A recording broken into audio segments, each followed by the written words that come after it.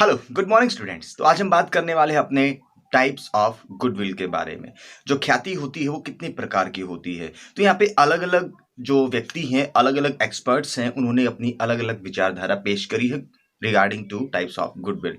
तो हम यहाँ पे बात करेंगे उन सभी के बारे में। जो भी मेन सी बातें हैं वो आपको यहाँ पे पता होना बहुत ही जरूरी है। तो चलिए शुरू करते हैं। सबसे पहले हम लोग यहाँ पे पढ़ने वाले हैं जो गुडविल है वो एक्सपर्ट्स के व्यू से किस तरीके की एस्टैब्लिश करी गई है, किस तरीके से क्लासिफाई उसको किया गया है। उसके बाद हम यहाँ पे अकाउंटिंग वे को लेके चलेंगे, यानी कि रूल्स के अकॉर्डिंग इसको गुडविल को किस नाम से जाना जाता है या किस तरीके से क्लासिफाई किया जाता है। ठीक है। और उसके बाद जो इसकी नेचर है उसको एक पैराग्राफ के अंदर भी रीड करने की कोशिश करेंगे। तो चलिए शुरू करते हैं। सबसे पहले हम बात करेंगे एक्सपर्ट्स के व्यू को। ठीक है। तो यहां पे देख लीजिए आप, जो हमारे पास गुडविल है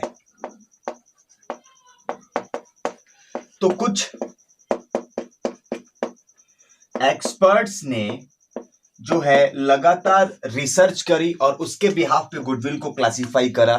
सबसे पहला उन्होंने बताया कैट गुडविल, सेकंड उन्होंने बताया डॉग गुडविल और थर्ड उन्होंने बताया रैट गुडविल।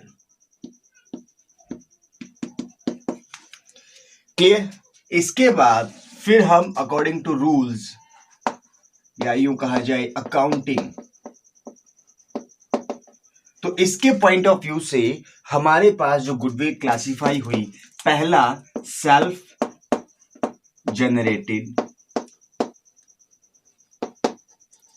और दूसरी हमारे पास जो गुडविल आई वो हमारे पास है परचेज्ड गुडविल।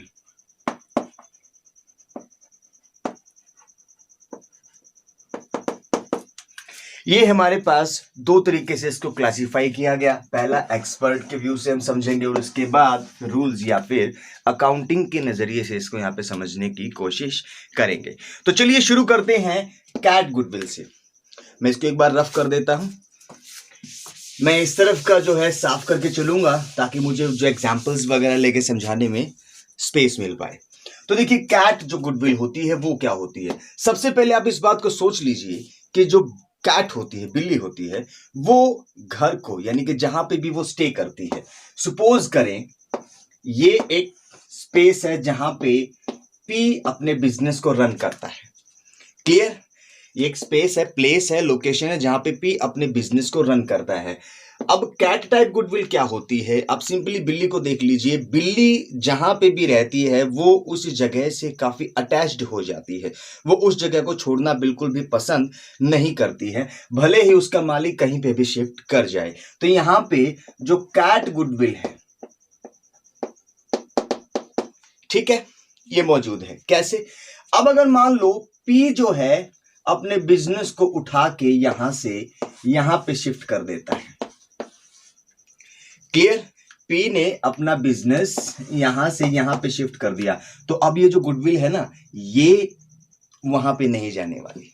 ये गुडविल इसी जगह पे, इसी लोकेशन पे स्टे कर जाएगी। यानी कि इन शॉर्ट, मालिक से इस गुडविल का कोई लिंक नहीं होता। ये गुडविल जगह को या यूं कहा जाए उस जगह के साथ अटैच्ड हो जाती है। अब कोई भी थर्ड पार्टी, मान लो बी आके इसी जगह पे बिजनेस करता है, तो ये जो गुडविल है ना, बी को काफी हेल्प करने वाली है। इसको यहां पे कैट टाइप गुडविल कहा गया है। ठीक है। अब बात करोगे सर ऐसे कैसे, तो आप लोगों ने गुडविल के फीचर के अंदर पढ़ा था फेवरेबल लोकेशन, पढ़ा था ना, फेवरेबल लोकेशन। तो ये उसी का नतीजा है, क्योंकि हम अगर कोई भी प्रोडक्ट अपने आसपास से लोकेलिटी में खरीदते थे और बाई चांस जहां से हम वो सामान खरीदते थे वो पर्टिकुलर बंदा अपने बिजनेस को उठा के कहीं और चला गया और किसी और ने वहां पे आके वही बिजनेस शुरू कर दिया, तो हम उसके बावजूद भी उसी जगह पर जाना पसंद करेंगे। वहां पे नहीं जाएंगे हम लोग, हम अपने लोकेलिटी में ही उस चीज को लेना पसंद करते हैं। इस बात का ध्यान रखना। तो ये कैट टाइप गुडविल होती है जो लोकेशन से अटैच्ड हो जाती है, जो जगह से अटैच्ड हो जाती है, जिसका मालिक से और बिजनेस से कोई लेना देना नहीं है। ये वहीं पे रह जाती है जहां पे पहले से ही एस्टैब्लिश की गई थी। दूसरा हमारे पास डॉग टाइप गुडविल होती है। तो अब देखिए, मैं यहां पे डॉग टाइप, अब सपोज करो पी वही बंदा है, तो इस गुडविल का फंडा क्या है। ये गुडविल ऑनर के साथ अटैच्ड होती है, लोकेशन से कोई लेना देना नहीं है इसका। यानी कि जहां पे भी बिजनेस और ऑनर जाएंगे, स्विच करेंगे, ये गुडविल भी वहीं उन्हीं के साथ स्विच कर जाएगी। इन शॉर्ट, आप लोग कई बार कहते हो कि इस पर्टिकुलर बंदे से सामान लेने में या चीजें खरीदने में हम ज्यादा कंफर्टेबल फील करते हैं, और वो पर्टिकुलर बंदा चाहे अपने बिजनेस को कहीं पे भी लेके जाए, आप ऑटोमेटिकली उसके पीछे पीछे चले जाते हो। यानी कि ये वो गुडविल है जो आपको खींच रही है अपनी तरफ। तो ये डॉग गुडविल है जो कि मालिक की काफी वफादार होती है, या यूं कहा जाए एक किस्म से मालिक की ही गुडविल है। क्लियर? तो जहां पे भी मालिक जाएगा, अपना बिजनेस स्टैब्लिश करेगा, ये गुडविल उसी के साथ चली जाएगी। ये हमारे पास डॉग गुडविल का एग्जाम्पल है। और रही बात भाई चूहे की, जो रैट गुडविल है, उसके बारे में सोच लीजिए। यहाँ पे भाई चूहा एक ऐसी चीज है जिसको ना तो घर से कुछ लेना देना या बिजनेस से जो भी हमारे पास कोई लेना देना, ना उसको मालिक से। मालिक कोई भी हो, घर किसी का भी हो, कोई फर्क नहीं पड़ता, जहां पे भी खाने को मिलेगा वहां पे स्टे कर जाएगा।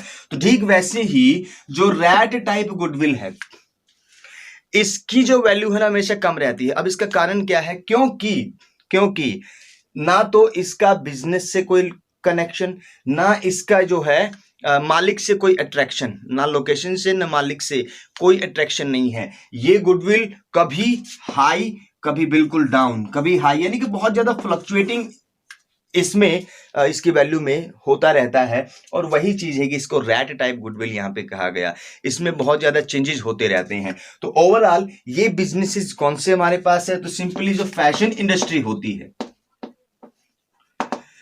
तो उनमें मौजूद जो गुडविल है, यूं कहा जाए वो बिजनेस जिनमें रिस्क फैक्टर बहुत ज्यादा होता है, तो वहां की जो गुडविल है, उस गुडविल को हम यहाँ पे रैट टाइप गुडविल कहते हैं। चूहा गुडविल या चूहे की नेचर वाली गुडविल इसको कहा जाता है, क्योंकि वहां पे कभी कभी गुडविल एकदम से डाउन आ जाती है due to risk available in the environment और द मार्केट, और कभी कभी उसकी गुडविल बहुत ज्यादा हाई होती है। आप लोगों ने देखा होगा ना कई बार कि कोई चीज फैशन में आई, एकदम से बहुत बिक रही है, बहुत चल रही है, लेकिन अचानक थोड़े दिन के बाद वो फीकी हो जाती है। उसको फिर वहां पे बिजनेसमैन को कुछ नया सोचना पड़ता है, नई इनोवेशन करनी पड़ती है।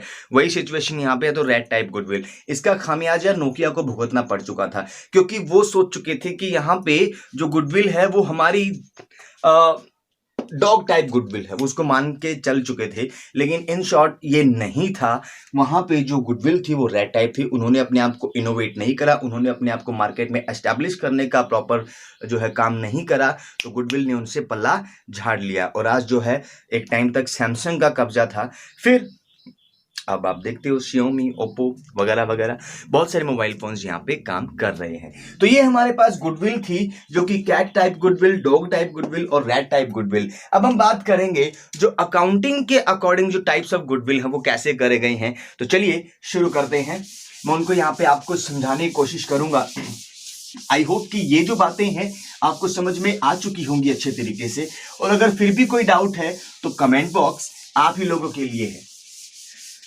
पूछोगे तो अच्छा लगेगा, नहीं पूछोगे तो शायद समझ में आ गया होगा।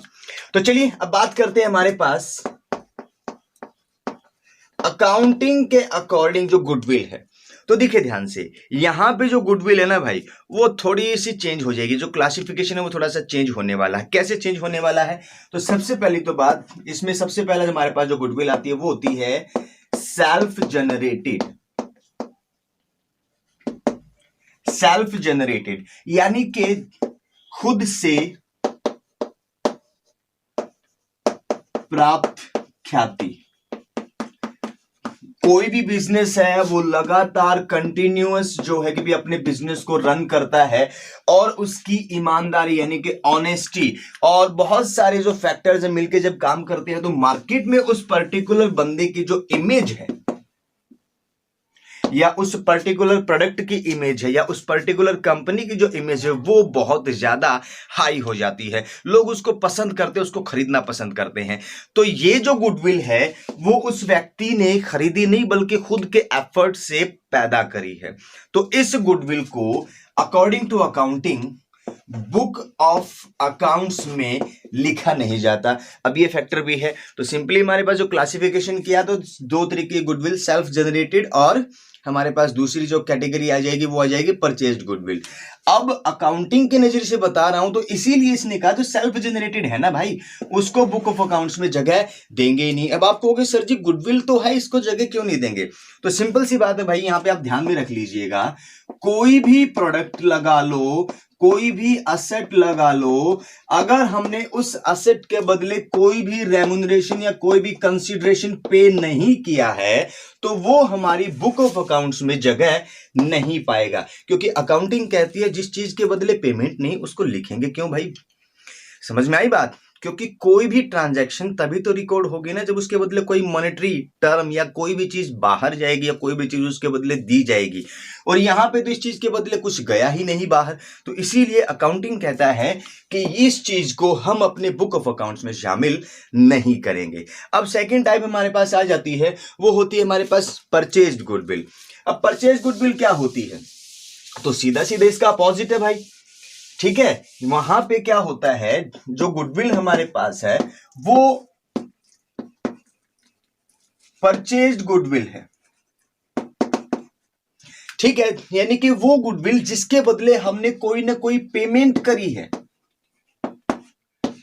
ठीक है, कोई ना कोई पेमेंट हमने यहां पे उसके बदले करी है, तो इस गुडविल को बुक ऑफ अकाउंट्स के अंदर रिकॉर्ड किया जाता है। यानी कि इसको प्रॉपरली बिजनेस की असेट ट्रीट किया जाता है अकॉर्डिंग टू अकाउंटिंग।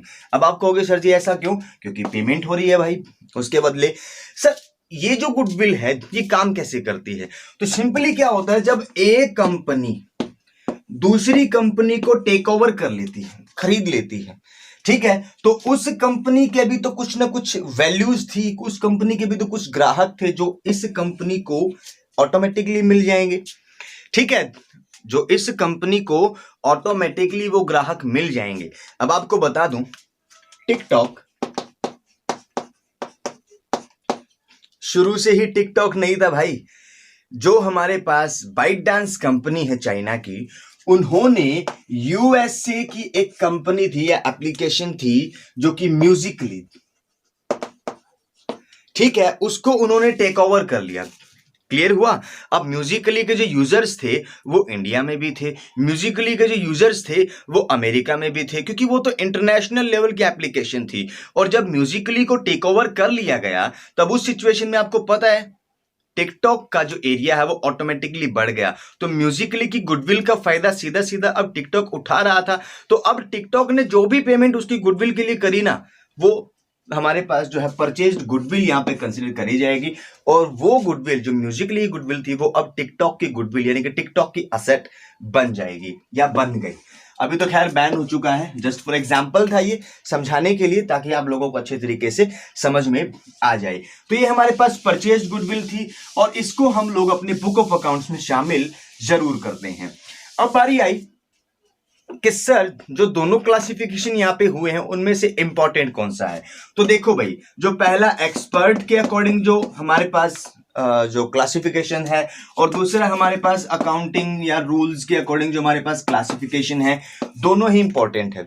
कैसे? जो कॉम्पिटिटिव एग्जामिनेशन होती है ना, कॉम्पिटिटिव एग्जामिनेशन जब आप अपर लेवल पे जाते हैं तो वहां पे कई बार इसके बारे में भी क्वेश्चंस आपसे पूछ लिए जाते हैं। सीएस करोगे तो वहां पे भी हो सकता है जो हमारे पास जो क्लासिफिकेशन डॉग कैट वगैरह हम लोगों ने किया, तो उसमें से वहां पे क्वेश्चन पूछे जा सकते हैं। तो वहां पे कंफ्यूजन में ना आओ, 12th लेवल पे चीजें तैयार होनी चाहिए, क्योंकि इसी चीज के लिए फिर आप लोग 1.5 लाख रुपए 25 जो भी हमारे पास खर्चा करके कोचिंग्स वगैरह लेते हो, और यही छोटे छोटे फैक्ट्स जानने के लिए। तो ये यहाँ पे आपको पता होना चाहिए अगर आप एज ए 12th स्टूडेंट हो तो। और दूसरा हमारे पास जो अकाउंटिंग रूल है, तो भैया तो देखो हमारे जो सीबीएसई है, ठीक है, और एचबीएसई है, तो ये सारे के सारे जो है इस चीज को फॉलो करते हैं। और हमारी जो 12th क्लास है उसमें हम लोग प्रॉपरली इसी को फॉलो करेंगे, ठीक है, अकाउंटिंग रूल्स। ये हमारे पास जो एक्सपर्ट व्यू था ये थोड़ा सा अपर लेवल के लिए, लेकिन बस कहते हैं जानना जरूरी होता है, पता होना जरूरी होना चाहिए। और यहाँ पे जो हमारे पास रूल्स है उसके अकॉर्डिंग। अब बात करते हैं यहाँ पे इसकी नेचर के बारे में। क्या कहते हैं, गुडविल की नेचर को एक्सप्लेन करो तो आप लोगों ने अकाउंटिंग रूल्स के अकॉर्डिंग जो नेचर है, या जो हमारे पास लॉ के अकॉर्डिंग जो नेचर एक्सप्लेन करी गई है उसको यहाँ पे बताना है, ठीक है। तो उसके अकॉर्डिंग क्या है, तो ध्यान से देखिए। उसके according goodwill is an intangible asset for the business। ठीक है, ये हमारे पास सबसे पहला इंटेंजिबल असेट है भाई। दूसरा मैं इसके अंदर जो पॉइंट बना दूंगा वो है it can be sold as goods, यानी कि इसको वस्तुओं की तरह बेचा जा सकता है। ठीक है, but it is not a fictitious, ये स्पेलिंग थोड़ा सा चेंज हो सकती है भाई, कोई बात नहीं। फिक्टिशियस एसेट यानी कि कोई कृत्रिम संपत्ति नहीं है। अब कृत्रिम संपत्ति क्या होती है शायद आपको पहले बताया जा चुका है। तो यहाँ पे जो हमारे पास गुडविल है, इस तरीके से इसकी नेचर एक्सप्लेन किया जा सकता है कि ये एक इंटेंजिबल असेट है जिसको बेचा या खरीदा जा सकता है। ठीक है, और ये बहुत ही वैल्यूएबल असेट है किसी भी बिजनेस ऑर्गेनाइजेशन के लिए।